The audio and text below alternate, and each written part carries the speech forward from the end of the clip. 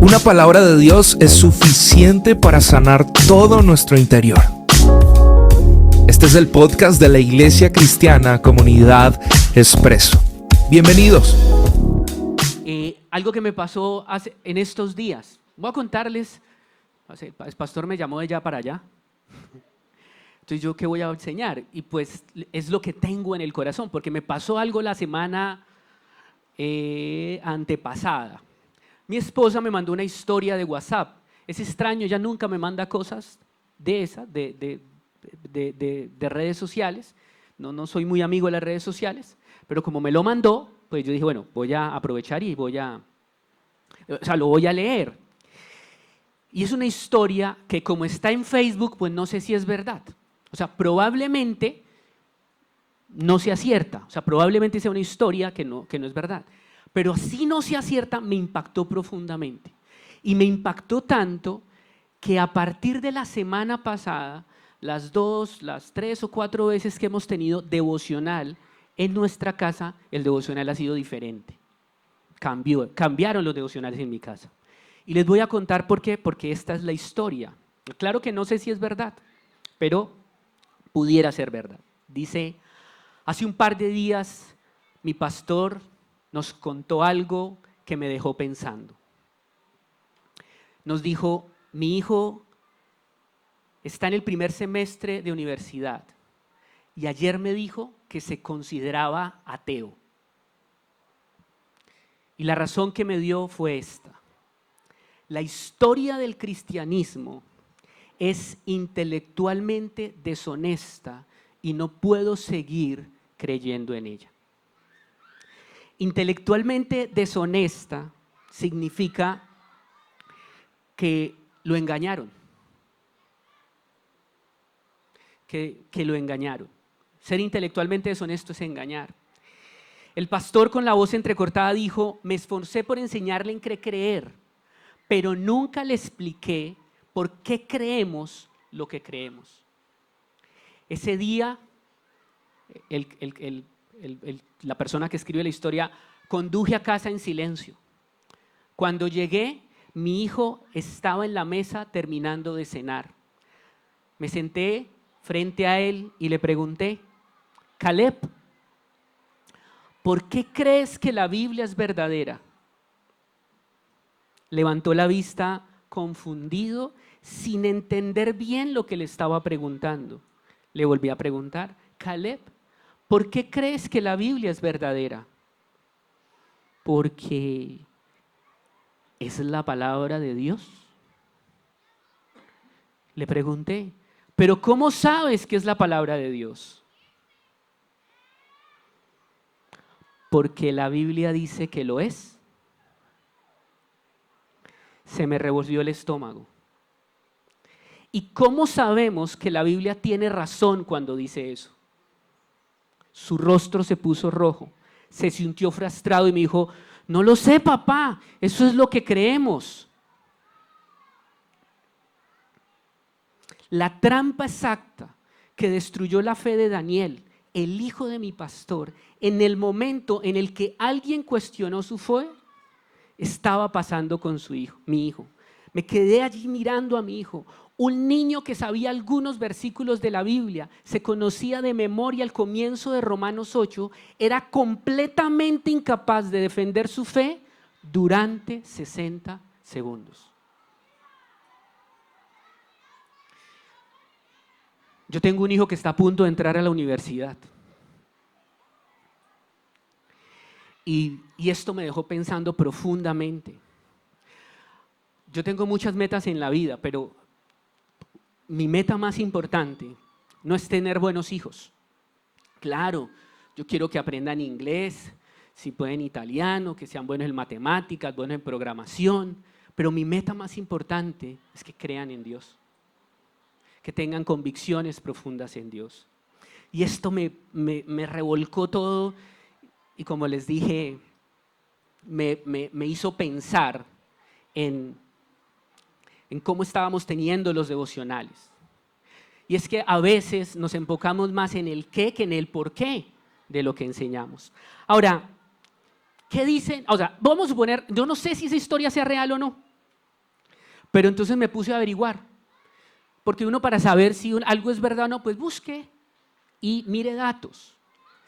Y los datos me sorprendieron. Aproximadamente el 70% de los jóvenes, y esto en Colombia, en Estados Unidos, a nivel mundial, abandona la iglesia al llegar a la universidad. Están abandonando su fe entre los 18 y los 25 años, por eso de los 25 años que tenían que pasar acá, de entre los 18 y los 25 años están abandonando a su fe. ¿Saben por qué? Porque les hemos enseñado la teología, el cristianismo, las bases, la cruz, la salvación, los versículos, los salmos, porque de tal manera amó Dios al mundo, ¿cierto? Porque nada nos puede separar del amor de Dios. Y saben, pero no saben el porqué de sus convicciones, de lo que creen. ¿Saben? Porque cuando llegan a la universidad se enfrentan a preguntas como estas. ¿Tú qué le responderías? Ahora, esa no es un cuestionamiento solo para ellos, porque esas dudas pueden atacarnos a nosotros también. Nosotros también podemos tener crisis de fe. Y hay estadísticas también que muestran que muchas personas terminan abandonando la fe porque hay dudas que se clavan en el corazón y Dios deja de ser importante. Y a veces nos cuestionan cosas fáciles o a veces tenemos cuestionamientos difíciles y abandonamos la fe. ¿Saben cuáles son las preguntas a las que nos enfrentamos hoy en día que son diferentes a las anteriores? Son como las que plantea Dan Brown. Dan Brown es un escritor famosísimo, muy, para mi pesar, demasiado bueno escribiendo, demasiado bueno.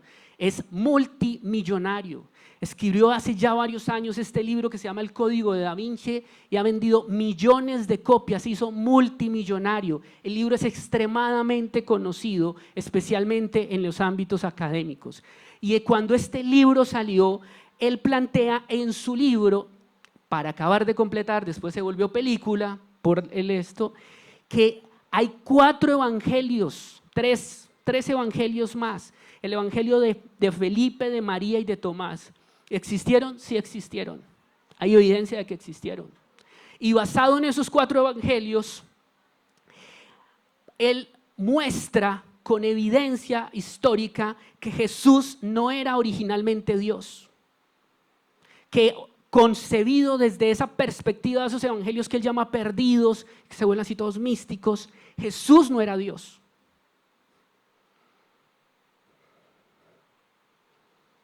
¿Saben? Ahorita estábamos cantando y tú sigues siendo Dios.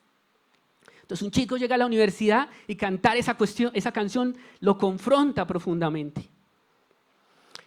Dice que Jesús fue divinizado más tarde por la iglesia, exactamente 325 años más tarde en el concilio de Nicea. En ese concilio se decidió que Jesús era Dios. ¿El concilio existió? Sí. ¿Fue en el año 325? Sí. ¿Se tocó el tema de la divinidad de Jesús? Sí. Todo es sí. Y él opina, y él dice que la divinidad de Jesús fue una decisión política tomada por el emperador Constantino I. Constantino I era emperador en esa época, sí. Constantino influyó en el concilio de Nicea, sí. De hecho, él obligó a todos los obispos a que llegaran ahí a ese concilio. ¿Cuántos de nosotros estamos preparados para responderle estas preguntas al señor Dan Brown y decirle, querido Dan Brown? ¿Cuántos? Me confrontó profundamente y este tipo de preguntas son las que nos tenemos que enfrentar. ¿Saben? La Biblia dice, si alguien les pregunta acerca de la esperanza que tienen como creyentes, estén siempre preparados para dar una explicación. Y resalto ahí, preparados para dar una explicación. Tendríamos que ser capaces de decirle, querido Dan Brown, déjame y te explico. Tendríamos que estar preparados. ¿Qué dice la Biblia al respecto? La Biblia nos tiene que ayudar. No tenemos otra fuente. Yo encontré un versículo que dice lo siguiente, escuche este versículo. Le voy a decir la segunda parte del versículo que da la solución al problema. No le voy a tapar la primera. Para que puedas estar seguro de la veracidad de todo lo que te han enseñado. ¿Sabes? Eso es lo que desesperadamente y profundamente necesitamos. Estar seguros de que estamos seguros, estar seguros de que la verdad que creemos es de verdad la verdad. ¿Dónde está ese versículo? ¿Alguien sabe? No. No. ¿Dónde está ese versículo? No. ¿Qué van a vender hoy? Lo que vayan a vender hoy por una dona o un salpicón. ¿Dónde está ese versículo? Sin buscar en ChatGPT. ¿En la Biblia? No. Ese versículo está en el libro de Lucas. Hoy vamos a revisar un poquito el libro de Lucas. Y le voy a decir cuál es la primera parte de ese versículo. Ese versículo dice: después de investigar todo con esmero desde el principio, yo también decidí escribir un relato fiel para ti, muy honorable Teófilo. Y ahí le dice, para que puedas estar seguro de la veracidad de todo lo que te han enseñado. Noticias, estimados. Cuando Lucas escribió su libro, Lucas no era discípulo de Jesús, era médico, amigo personal de Pedro. Entonces las cosas que escuchó, las escuchó de Pedro, que era probablemente una de las personas más cercanas a Jesús. Era amigo personal de Santiago, el hermano de Jesús. Tenía fuentes cercanas de lo que había pasado y les preguntó con esmero desde el principio hasta el fin y fue tomando nota y escribió. Y escribió, no es que lo escribió como usted le dice ahorita, ChatGPT, escríbame un resumen sobre tal cosa y se lo entrega en 20 segundos. Escribió, es que costaba dinero, costaba tiempo escribir en ese tiempo y fue un esfuerzo grande el que hizo. Pero cuando Lucas escribió este libro, escúchenme, no estaba escribiendo la Biblia. Estaba escribiendo un libro histórico. De hecho, Lucas en el ambiente histórico es bastante valorado, ¿ok? ¿Qué hizo Lucas? Investigar. ¿Quieres estar segura de la veracidad, de estar seguro de que estás seguro y tener respuestas a las preguntas? Tienes que investigar. ¿Y qué tienes que investigar? Desde el principio. ¿Quieres conocer algo a profundidad? Necesitas investigar desde el principio. Cuando yo llegué a la iglesia cristiana, me pregunté con honestidad, cuando estaba en el peor momento de mi vida y me di cuenta que ya no podía más y que necesitaba ayuda, decidí, ¿y si busco a Dios? Y entonces después dije, bueno, ¿y cuál de todas las marcas registradas atentamente Dios es la verdadera? Porque hay un montón. Y me puse a mirar y todas decían lo mismo, yo soy la verdadera, la otra es falsa. Los cristianos decían, nosotros somos los verdaderos, musulmanes falsos, hinduistas falsos. Los musulmanes, nosotros somos los verdaderos, los cristianos falsos. Es más, tan falsos que si podemos los matamos.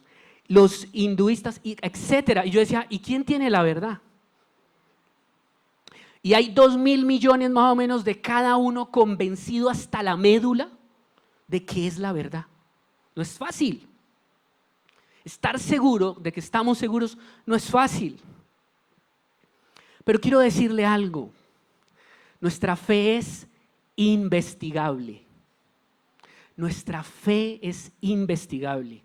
Cuando comencé mi vida cristiana, hubo religiones, incluso algunas con connotación cristiana, que descarté de una porque no se dejaban investigar.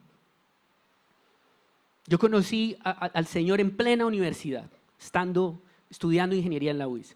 Y de una las descarté, porque no se dejaban investigar. Pero la fe cristiana es investigable. Me encanta este hombre, se llama Francis Collins. Uno de los científicos más reputados de nuestra era. Hizo la bobadita de crear el genoma humano. Uno de los descubrimientos más importantes de nuestro tiempo. y escribió un libro que se llama ¿Cómo habla Dios? La evidencia científica de la fe. Pero lo escuché en una entrevista que él dijo lo siguiente: él siempre rechazó la fe, porque la fe no es para gente intelectual. La fe, usted viene a la iglesia, desconecta el cerebro, hermano, porque no puede entender, porque tiene que creer ahí lo que le digan. No. Y él pensaba que era eso y nunca. Y él dijo lo siguiente: como científico había sido muy exigente con la evidencia en mi campo. O sea, cada vez que iba a mirar algo, revisaba. Él no se puede equivocar, él trabaja en el desarrollo de vacunas. Un error ahí es bastante fuerte. Entonces lo que él hace es investigar a profundidad para tomar una decisión. Yo trabajo en investigación en la universidad y a usted siempre le van a evaluar por qué tomó esa decisión y tiene que tener una investigación profunda detrás de cada decisión que tome.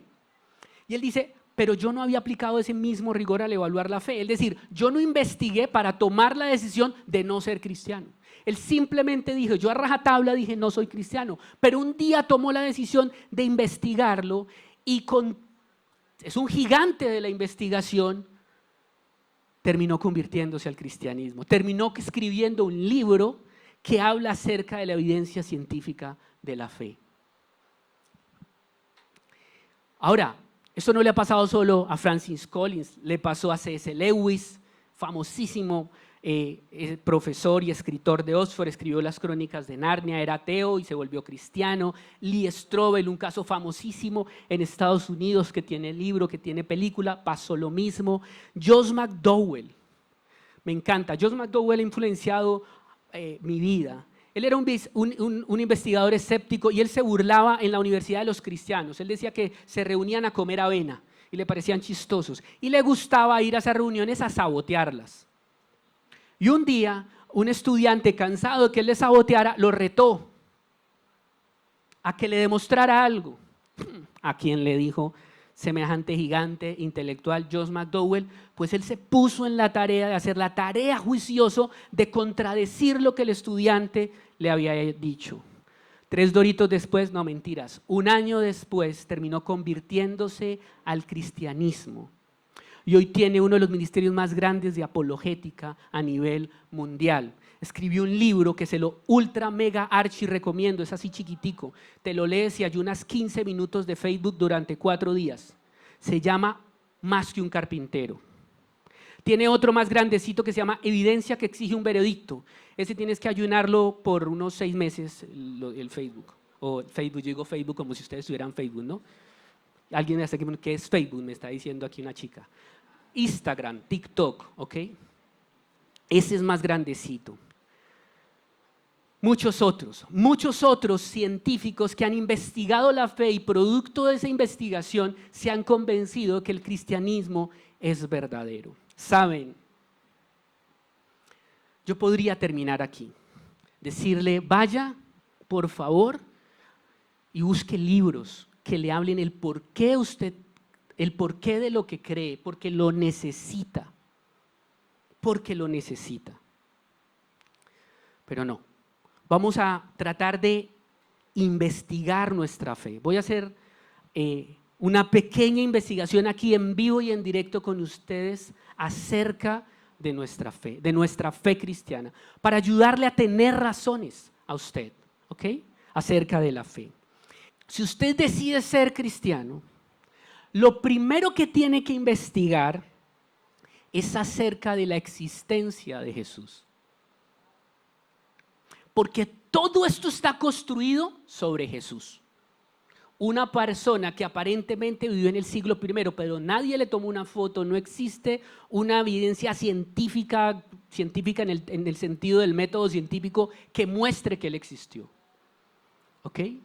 Y muchas personas van a venir a decirle a usted que Jesús no existió, que es un cuento. ¿Qué le va a responder usted? Este señor que aparece ahí se llama Publio Cornelio Tácito. Es historiador, senador y político romano. Es una persona muy famosa para Roma, para los romanos, porque era todo eso que dice ahí, pero él es famoso porque él era como un analista político. Era una persona que escribía columnas de opinión en los periódicos más importantes, el New York Times, el Herald, y millones de personas lo leían y admiraban su manera de pensar. Era romano, de paso se ha dicho, como casi todos los romanos, odiaba a los cristianos. Pero en uno de sus libros, y eso está extremadamente documentado, ningún historiador serio se atreve a decir que él no existió y que ese libro no es verdadero, escribió lo siguiente, dijo: por tanto, para eliminar el rumor, Nerón presentó como culpables, ahí le está haciendo una crítica a Nerón, el man era un teso. Ser capaz de escribir algo contra el emperador del momento no era cualquiera. Él dijo: por lo tanto, para eliminar el rumor, Nerón presentó como culpables y castigó con refinadas torturas a aquellos a quienes el vulgo llamaba cristianos, odiados por sus abominaciones. Ahí deja entrever que existían cristianos y que a él no le importaban, que pensaba, él estaba seguro que hacían abominaciones. En el siguiente párrafo dice lo siguiente: Cristo, de quien toma el nombre, sufrió la pena máxima durante el reinado de Tiberio a manos del procurador Poncio Pilato. Uno puede no creer en la Biblia, pero usted debe, si es sensato, creerle a Publio Cornelio Tácito. Y Publio Cornelio Tácito deja claro que había un grupo de personas que seguían a una persona que se llamaba Cristo, que había vivido en el siglo I y que había sido condenado a la pena máxima, todo el mundo sabía que era la cruz, a manos de Poncio Pilato. Quiero decirles que de eso no hay duda, porque así como está Publio Cornelio Tácito, está Flavio Josefo, Plinio el Joven, Suetonio, Talmud, Marbázar y Luciano y muchos más escribieron, no en la Biblia, sino fuera de la Biblia, porque es que lo que pasó con Jesús, y ahorita se lo voy a mostrar, no fue un evento aislado. Eso es equivalente a que usted se devuelva a las noticias del 2021 y pretenda no encontrar la palabra pandemia o COVID-19. Lo va a encontrar. ¿Por qué? Ya le voy a explicar por qué. Hay un hombre que se llama Bart D. Ehrman, joven cristiano, entró a la universidad y adivinen qué. Se desconvirtió, dijo él exactamente. Viví un proceso de desconversión, dejó el cristianismo. Y nos da durísimo. Y se puso en la tarea de escribir un libro para probar que Jesús no existía. Y es un profesor afamado de historia en una universidad importante de Estados Unidos. Mire la conclusión del libro. Dijo: yo no soy cristiano, no tengo ningún interés en promover la causa cristiana. Soy un agnóstico con inclinaciones ateas, yo no creo que Dios exista. No lo creo. Él dijo: pero yo soy historiador y tengo que darles una respuesta como historiador. Nos guste o no, Jesús sí existió. ¿Se acuerdan que les dije que la razón por la cual el hijo del pastor dejó el cristianismo era porque el cristianismo era deshonesto intelectualmente? Entonces, si a usted vienen a decirle ¿por qué creemos en el cristianismo? Usted va a decir: porque primero la existencia de Jesús es comprobable. Estimado Daniel, creo que se llama, hijo de pastor, decir que Jesús no existió es intelectualmente deshonesto. Usted le pueden decir todo lo que quieran, pero no le pueden decir que Jesús no existió. ¿Ok? Ahora, si seguimos investigando nuestra fe, hay dos preguntas importantes que usted tiene que responder. La primera es: ¿cómo se formó la religión cristiana? Que es exactamente lo que Dan Brown propone en el libro del Código Da Vinci. Y cómo se formó la Biblia, que es también como Dan Brown sugiere que pasó en el Concilio de Nicea. Ahora, les voy a contar lo que pasó. Y esto que les voy a contar es histórico. Hasta un punto, ahí no hay duda. Después necesitamos la lógica. Pero vamos a hacer una línea de tiempo, ¿vale? Todo comienza en el año 0 de nuestra era. En el año 0 nace Jesús. ¿Estamos de acuerdo? De eso no hay duda. Pasan 30 años y a los 30 años Jesús comienza su ministerio. Ahí él gana unos seguidores y durante 3 años empieza a predicar, a hacer milagros y durante esos 3 años gana bastantes seguidores, no tantos, pero seguidores indecisos. No estaban seguros de que estaban seguros. Si hubieran ido a la universidad, abandonan la fe. ¿Ok? Si hubieran ido a la universidad, abandonan la fe. ¿Bien? Pero en el año 33, estoy llegando a la parte cumbre, porfa, póngame toda la atención del mundo. En el año 33 pasa algo. Jesús es crucificado y muere. Muere condenado por el método más atroz del siglo I. Muere ridiculizado de la forma más vil posible. Y el que había dicho que era el Hijo de Dios, el Salvador del mundo, el Mesías esperado, fue humillado públicamente delante de todos. Para los judíos fue maldito, porque la Biblia dice, maldito todo aquel que cuelgue de un madero. Y en ese momento se acaban los seguidores. Estaba ahí, era la mamá y una amiga de la mamá, porque no habían más. Necesito que me preste su cerebro y su lógica. Respóndame esta pregunta con sinceridad, porque hasta aquí todo está documentado. De aquí para adelante no está documentado por otros documentos, pero no por los periódicos oficiales del momento. Todo esto que te estoy diciendo lo encuentras en los periódicos oficiales romanos, pero de aquí para adelante necesito que le pongas lógica. ¿Qué hubiese pasado si la historia de Jesús termina aquí en la cruz?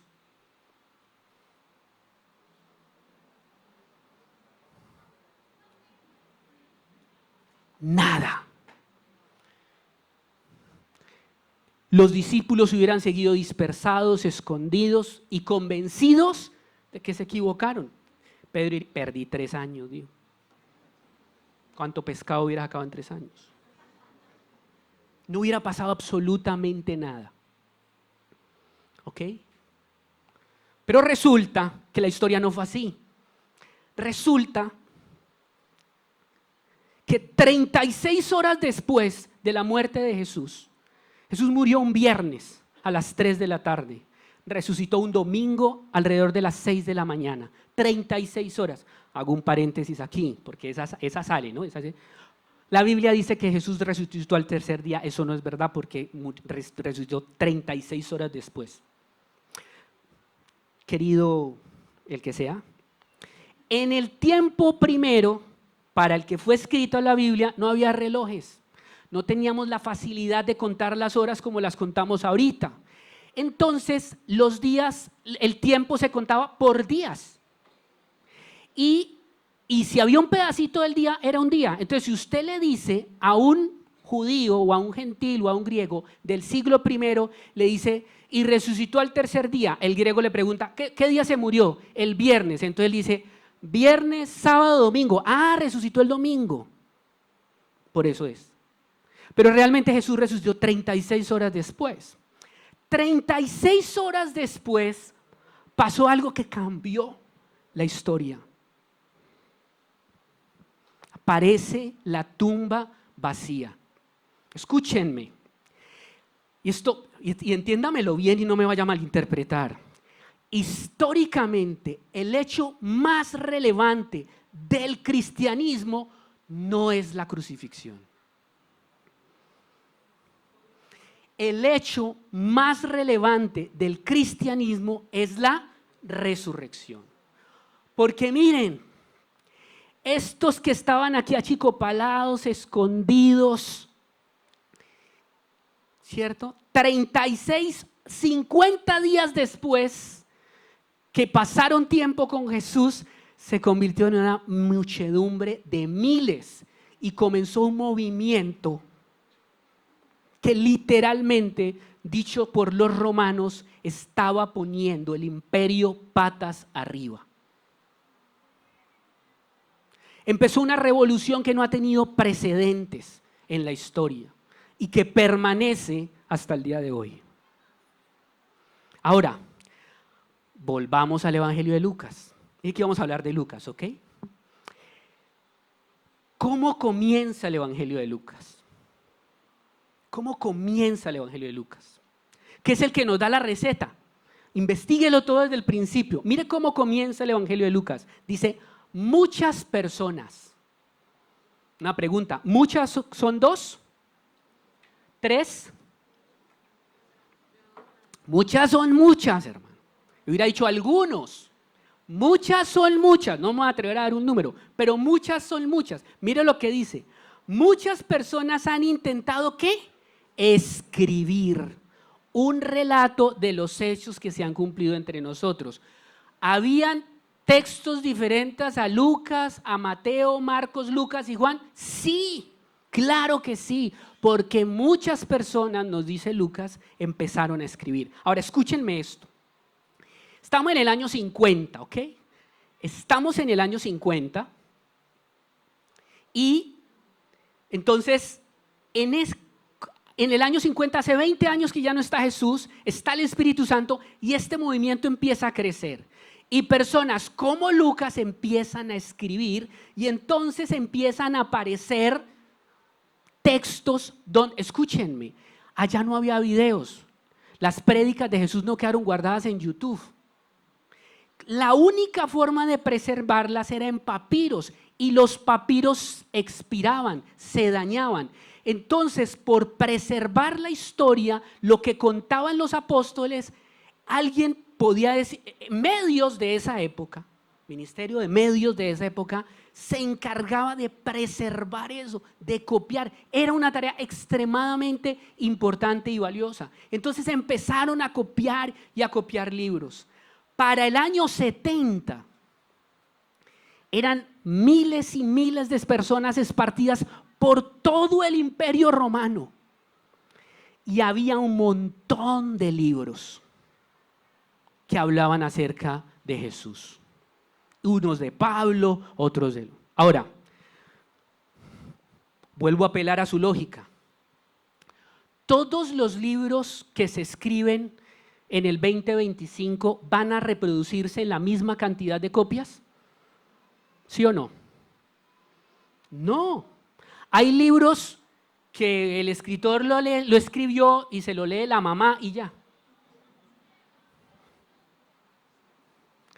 Pero hay libros que el escritor lo escribió y se lo leen millones de personas. ¿Por qué?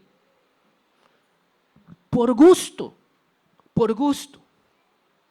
Entonces lo que pasó es que, siguiente porfa, entre el año 70 y 100, esto era grandísimo, y aquí estoy yendo al punto central y le voy a pedir a las personas de alabanza que pasen acá, por favor.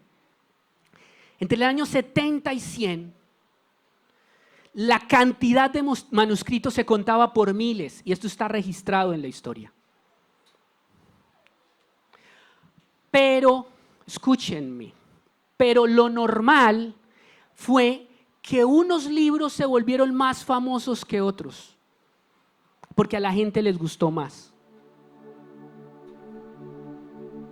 Y entre esos, el Evangelio de Mateo, porque fue testigo ocular, porque entre otras cosas era muy piloso. Mateo era el más letrado de todos.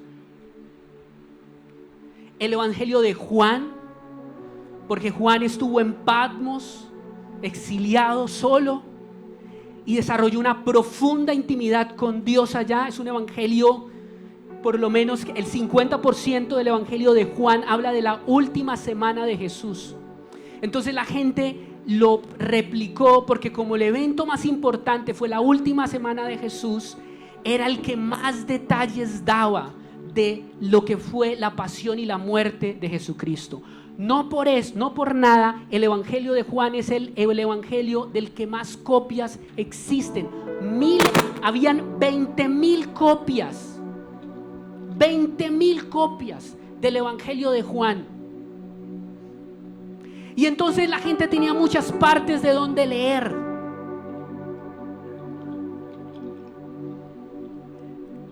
Pasaron 300 años, escúchenme. Pasaron 300 años. En el año 400 se consolidó la primera Biblia. Quiero que me responda a lo siguiente. Nosotros somos cristianos. Préstame la Biblia. ¿Por esto? No. Esto es una consecuencia. Y aquí esto está por selección natural, porque fueron los más famosos, los que más se preservaron. ¿Por qué creemos en el cristianismo? Ya les dije, la existencia de Jesús es comprobable. Decir que Jesús no existió es intelectualmente deshonesto. Pero, amados, el cristianismo no nace a partir de un libro. No. El libro se formó 300 años después, y eso es histórico. Para cuando el libro se formó, Jesús ya era lo suficiente famoso. No necesitaba Biblia para formar el cristianismo.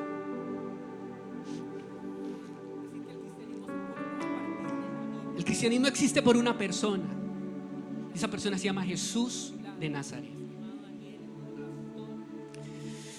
Decir que el cristianismo se formó a partir de la Biblia,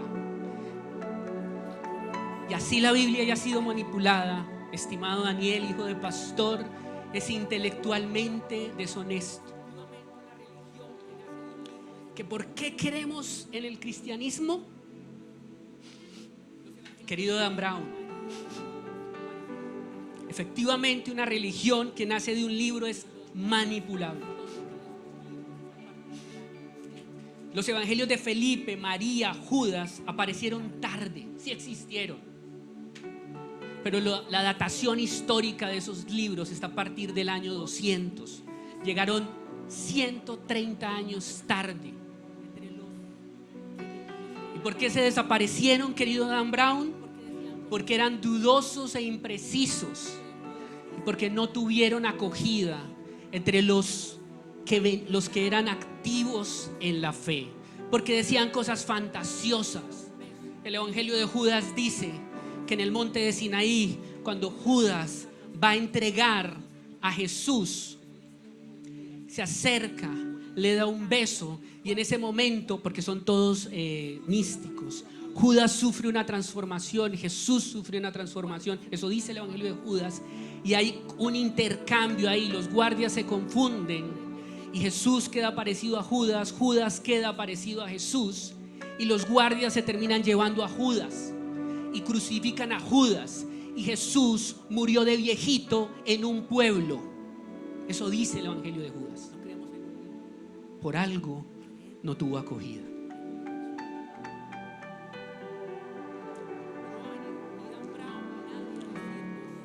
No creemos en un libro, creemos en una persona. Y no va a venir ni Dan Brown ni nadie a decirnos que él fue divinizado posteriormente.